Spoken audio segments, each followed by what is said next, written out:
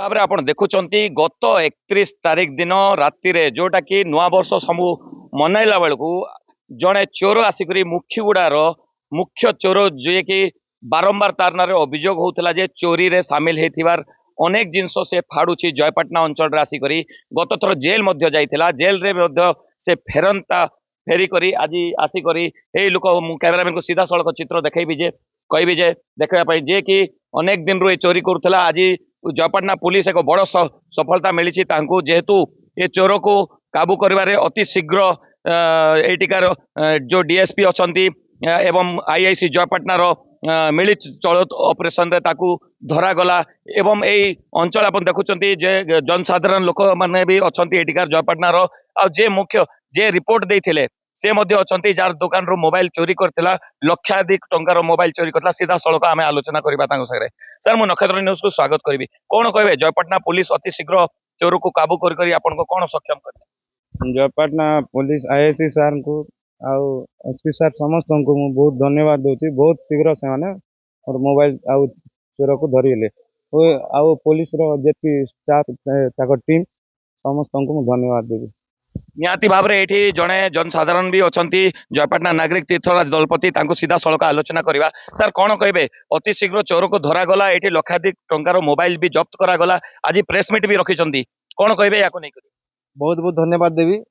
जेहेतु जयपाटना प्रायतः चोरी डकायत होता किंतु यही जो चोरी है यहाँ गोटे उदाहरण सृष्टि कला जयपाटना पुलिस एवं लोकंर आस्था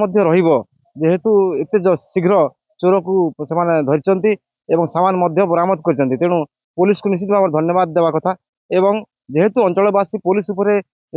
चोरी डकायती राहजानी अन्यान्य संपर्क में लोक भरसा करते से भरसा निश्चित भाव में घटना निश्चित भाव निहाती भाव में भरसा रखिए जयपाटनावासी एवं ये एसडीपीओ अच्छा धर्मगढ़ सीधा सड़क सांगे भी आलोचना करवा सर आपन को नक्षत्र न्यूज को स्वागत करुच्ची बहुत सफलता आज आपन को धन्यवाद जनाऊँ जयपाटना लोके केमती कर रेस्क्यू कले कौन धरिले चोर को आते टंकार मोबाइल आप जब्त करले जेहेतु से माने नुआ मोबाइल दुकान रे पसिकी चोरी करके नहीं से मोबाइल मध्यरु दीटा मोबाइल को चोरी करिथिबा दीटा मोबाइल को से व्यवहार करते सी जड़े करते अन्य जन तार भाई लेखा बिक्री करते सी व्यवहार करते तेणु साइबर सेल आमर साहाय्य आम ट्रैकिंग करके आम धरी पार्लु एवं घर मोबाइल सब जाक रिकवर करूँ से आणिक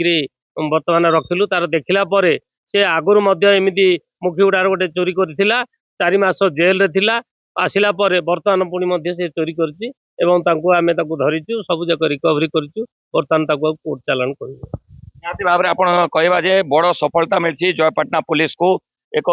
चोर जे कि बारंबार चोरी करथिला एवं जेल जाइथिला आज फेरिक नुआ वर्ष दिन मोबाइल दुकान रे पशिकरी अत्याधिक लक्ष टंकार मोबाइल नहीं कर चोरी कर पलि एवं आज जयपाटना पुलिस एवं एसडीपीओ द्वारा रे ए चोर धरा पड़ला हेले जयपाटनावासी जयपाटना पुलिस एवं एसडीपीओ सर को अनेक धन्यवाद जनइछंती जयपाटना विक्रमादित्य सिंह देव नक्षत्र न्यूज।